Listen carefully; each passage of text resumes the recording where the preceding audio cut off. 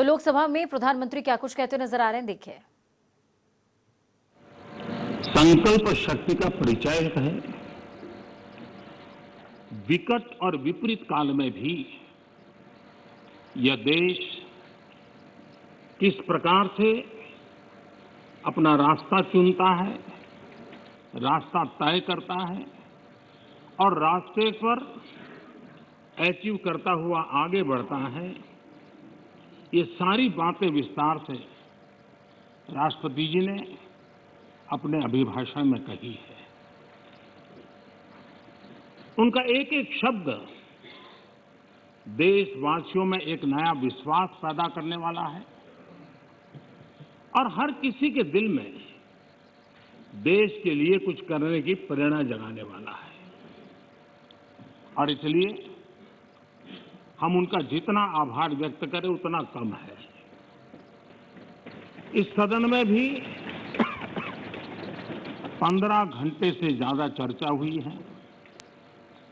रात को 12-12 बजे तक हमारे सभी माननीय सांसदों ने इस चेतना को जगाए रखा है, चर्चा को जीवंत बनाया है, अधिक शार्पन किया है। इस चर्चा में भाग लेने वाले सभी माननीय सदस्यों का मैं हृदय से आभार व्यक्त करता हूं। मैं विशेष रूप से हमारी महिला सांसदों का आभार व्यक्त करना चाहता हूं, क्योंकि इस चर्चा में उनकी भागीदारी भी ज्यादा थी, विचारों की धार भी थी, रिसर्च करके बातें रखने का उनका प्रयास था और अपने आप को इस प्रकार से तैयार करके कि उन्होंने इस सदन को समृद्ध किया है, चर्चा को समृद्ध किया है। और इसलिए उनकी तैयारी, उनके तर्क और उनकी सूझबूझ, इसके लिए मैं विशेष रूप से महिला सांसदों का अभिनंदन करता हूं, उनका आभार व्यक्त करता हूं। आदरणीय अध्यक्ष महोदय, भारत आजादी के 75वें वर्ष एक प्रकार के अभी दरवाजे पर दस्तक दे ही रहे हैं। 75 वर्ष का पड़ाव हर हिंदुस्तानी के लिए गर्व का है और आगे बढ़ने के पर्व का भी है। और इसलिए समाज व्यवस्था में हम कहीं पर भी हो,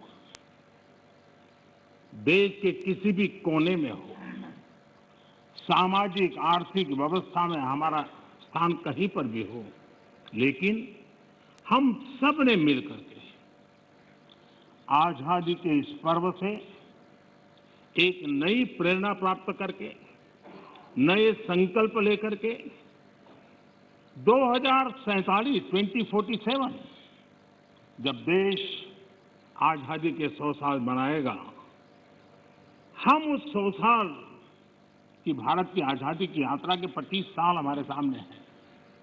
उन 25 साल को हम देश को कहां ले जाना है, दुनिया में इस देश की मौजूदगी कहां करनी है, ये संकल्प हर देशवासी के दिल में हो। ये वातावरण बनाने का काम इस परिसर का है, इस पवित्र धरती का है, इस पंचायत का है। आदरणीय अध्यक्ष जी, देश जब आजाद हुए और जो आखिरी ब्रिटिश कमांडर थे वो यहां से जब गए तो आखिर में वो यही कहते रहते थे कि भारत कई देशों का महाद्वीप है, भारत कई देशों का महाद्वीप है और कोई भी इसे एक राष्ट्र कभी नहीं बना पाएगा। ये घोषणाएं हुई थी, लेकिन भारतवासियों ने इस आशंका को तोड़ा। जिनके मन में एक प्रकार के शक थे उसको समाप्त कर दिया और हम हमारी अपनी जिजीविषा, अपनी सांस्कृतिक एकता, हमारी परंपरा, आज विश्व के सामने एक राष्ट्र के रूप में खड़े हैं और विश्व के लिए आशा का किरण बन करके खड़े हुए हैं। ये 75 साल की हमारी यात्रा में हमने पाया। कुछ लोग ये कहते थे कि India was a miracle democracy. ये भ्रम भी हमने तोड़ा है। लोकतंत्र की हमारी रगों में, हमारे सांस में किस प्रकार से बुना हुआ है।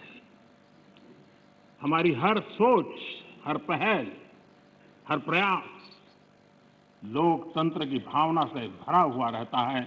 इस बात को हमने अनेक चुनाव आए, अनेक सत्ता परिवर्तन आए, बड़ी आसानी से सत्ता परिवर्तन आए और परिवर्तित सत्ता व्यवस्था को भी सबने हृदय से स्वीकार करके आगे बढ़ाया। 75 साल का ये क्रम रहा है और इसलिए लोकतांत्रिक मूल्यों के लिए और हम विविधताओं से भरे हुए देश हैं। सैकड़ों भाषाएं, हजारों बोलियां, भांति भांति का पहनाव, क्या कुछ नहीं है विविधताओं से भरा हुआ। उसके बावजूद भी हमने एक लक्ष्य, एक राह ये करके दिखाया है। आज जब हम भारत की बात करते हैं तो स्वाभाविक रूप से स्वामी विवेकानंद जी ने जो बात कही थी उसको मैं जरूर स्मरण करना चाहूंगा।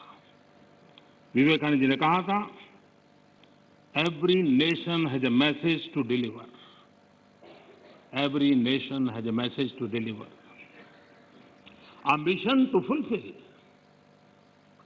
ए डेस्टिनी टू रीच। यानी हर राष्ट्र के पास एक संदेश होता है जो उसे पहुंचाना होता है। हर राष्ट्र का एक मिशन होता है जो उसे हासिल करना होता है। हर राष्ट्र के एक नियति होती है जिसको वह प्राप्त होता है। कोरोना के दरमियान भारत ने जिस प्रकार से अपने आप को संभाला और दुनिया को संभलने में मदद की, एक प्रकार से टर्निंग पॉइंट है। जिस भावनाओं को लेकर के, जिस संस्कार को लेकर के वेद से विवेकानंद तक हम पले बढ़े हैं, वो है सर्वे भवन्तु सुखिनः। ये सर्वे भवन्तु सुखिनः, सर्वे सन्तु निरामया, ये कोरोना कालखंड में भारत ने इसको करके दिखाया है और भारत ने एक आत्मनिर्भर भारत के रूप में जिस प्रकार से एक के बाद एक ठोस कदम उठाए हैं और जन सामान्य ने उठाए हैं।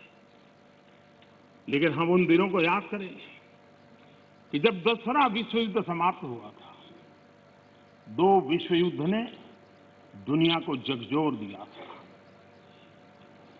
मानव जात, मानव मूल्य संकट के घेरे में थे, निराशा छाई हुई थी और सेकेंड वर्ल्ड वॉर के बाद पोस्ट वर्ल्ड वॉर एक दुनिया में एक नया ऑर्डर, न्यू वर्ल्ड ऑर्डर, उसने आकार लिया।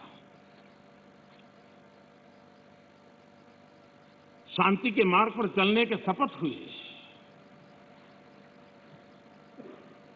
सैन्य नहीं, सहयोग, इस मंत्र को लेकर के दुनिया के अंदर विचार प्रबल होते गए। यूएन का निर्माण हुआ, इंस्टीट्यूशंस बनी, भांति भांति के मैकेनिज्म तैयार हुए ताकि विश्व को पोस्ट वर्ल्ड वॉर के बाद एक सुचारू ढंग से शांति की दिशा में ले जाया जाए। लेकिन अनुभव कुछ और निकला। अनुभव ये निकला